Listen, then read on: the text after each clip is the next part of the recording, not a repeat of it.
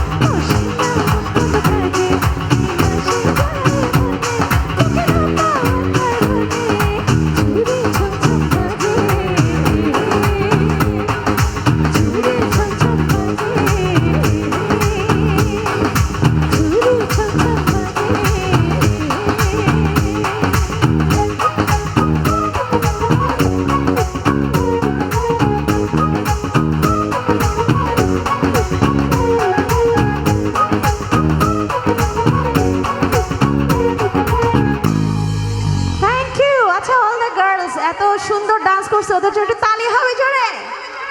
এখন তো দুষ্টু পোলাপাইনরা যারা আছে ওরা তো মন খারাপ করবে না, ওদের জন্য একটা গান গাই, ওদের জন্য একটা গান